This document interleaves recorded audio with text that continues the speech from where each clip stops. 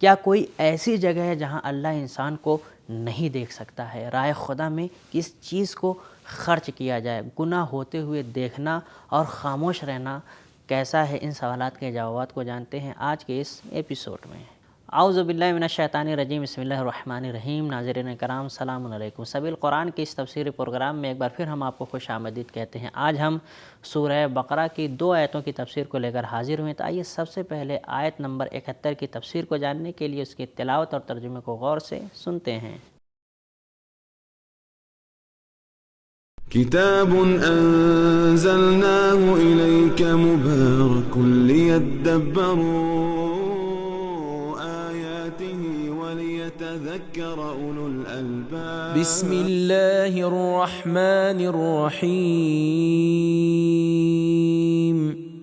قال إنه يقول إنها بقرة لا ذلول تثير الأرض ولا تسقي الحرث مسلمة لا شية فيها قالوا الآن جئت بالحق فذبحوها وما كادوا يفعلون۔ جناب موسیٰ نے فرمایا، خدا فرماتا ہے کہ وہ ایسی گائے ہونی چاہیے جو زمین میں ہل چلانے کے لیے نہ سدھائی گئی ہو نہ ہی کھیتی سینچے، ہر عیب سے دور اور ایک ہی رنگ کی ہو، حتیٰ کہ اس میں کوئی دوسرا رنگ بھی نہ ہو۔ انہوں نے کہا، اب تم نے ہمارے لیے ٹھیک ٹھیک بیان کیا۔ پھر انہوں نے ایسی گائے تلاش کی اور اسے ذبح کیا، حالانکہ وہ مائل نہ تھے کہ اس کام کو انجام دیں۔ ناظرین، پروردگار عالم نے اس آیہ مبارکہ میں اپنے بندوں کے لیے کچھ نکات رکھے ہوئے ہیں، آئیے ان نکات کو جان لیتے ہیں۔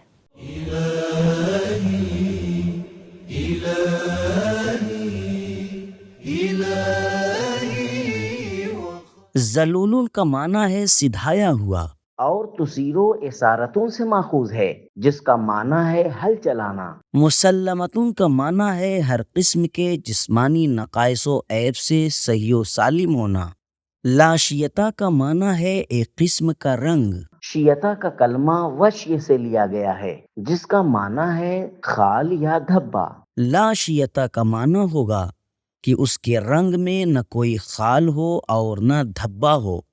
یہود اپنے پیغمبر کی نسبت بے ادب تھے، جبکہ وہ خود بہانے اور فرار کے راستے تلاش کر رہے تھے، لیکن جب حکم کو ماننے پر مجبور ہوئے تو جناب موسیٰ سے کہنے لگے، الآن جئت بالحق، اب ٹھیک کہا ہے، گویا اس سے پہلے وہ غلط باتیں کرتے رہے۔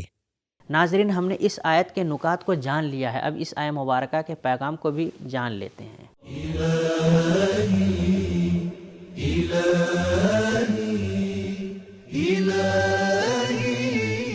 نمبر 1، کسی منصوبہ بندی پر عمل درآمد کے لیے فعال پیداواری اور اقتصادی منابع اور عناصر کو خراب نہیں کرنا چاہیے۔ نمبر 2، جس چیز کو راہ خدا میں خرچ کیا جائے تو بہتر ہے وہ صحیح و سالم ہونی چاہیے۔ مسلمتن، لطف کی بات یہ ہے کہ عید قربان کے دن خانہ خدا کے زائرین حجاج کرام سے بھی کہا گیا ہے کہ ان کی قربانی کا جانور ہر عیب سے دور ہونا چاہیے۔ نمبر 3، غرور اور ہوس انسان کو اس حد تک لے جاتے ہیں کہ جہاں کوئی بھی کام اس کی مرضی کے مطابق ہوتا ہے تو وہ اسے حق کا نام دیتا ہے۔ ناظرین، یہ تھی آیت نمبر 71 کی تفسیر۔ اب آیت نمبر 72 کی تفسیر کو جاننے کے لیے سب سے پہلے اس کی تلاوت اور ترجمے کو غور سے سنتے ہیں۔ وَإِذْ قَتَلْتُمْ نَفْسًا فَادَّارَأْتُمْ فِيهَا وَاللَّهُ مُخْرِجٌ مَا كُنْتُمْ تَكْتُمُونَ۔ اور اس وقت کو یاد کرو جب تم نے ایک شخص کو قتل کیا اور پھر اس کے قاتل کے بارے میں تم میں پھوٹ پڑ گئی، اور خدا نے اسے آشکار کر دیا جسے تم چھپا رہے تھے۔ ناظرین، گزشتہ آیت کی طرح اس آیہ مبارکہ میں بھی نکات پائے جاتے ہیں، آئیے ان نکات کو جانتے ہیں۔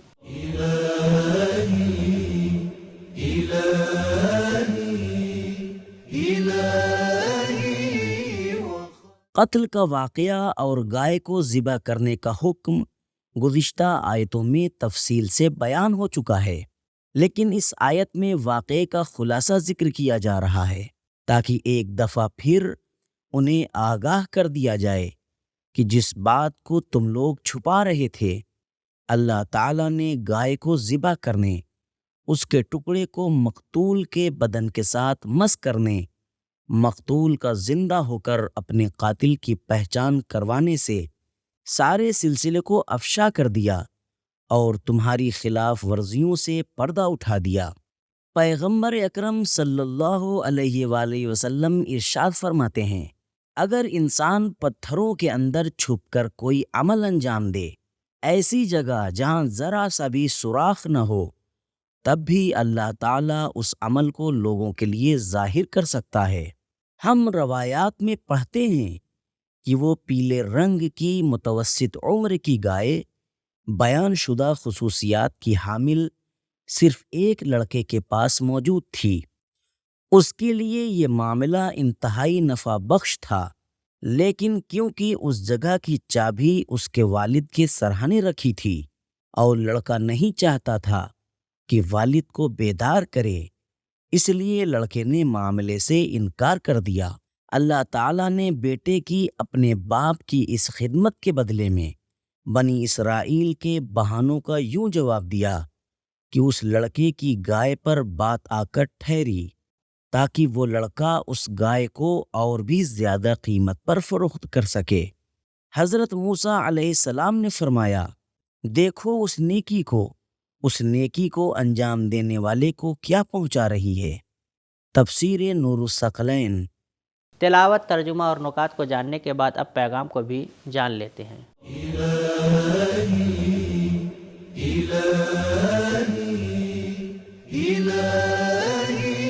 نمبر 1، جو دوسروں کے گناہوں پر راضی ہو وہ اس گناہ میں شریک ہوتا ہے اور گناہ کی نسبت اسے بھی دی جاتی ہے۔ پیغمبر کے زمانے میں یہودیوں پر اللہ تعالیٰ نے قتل کی نسبت دی، گویا وہ زمانے موسیٰ میں ہونے والے اس قتل پر راضی تھے۔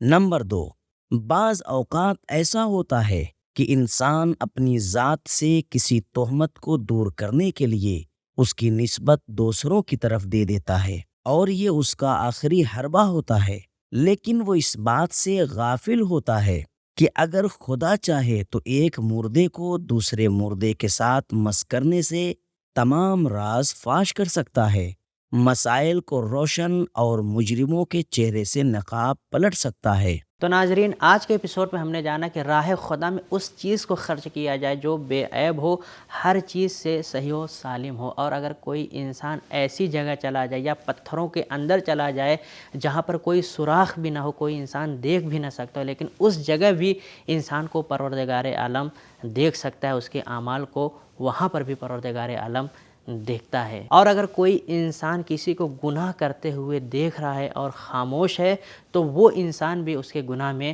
شریک ہوتا ہے۔ یہ تھا ہمارا آج کا ایپیسوڈ، ملتے ہیں اگلے ایپیسوڈ میں، تب تک کے لیے شکریہ، خدا حافظ۔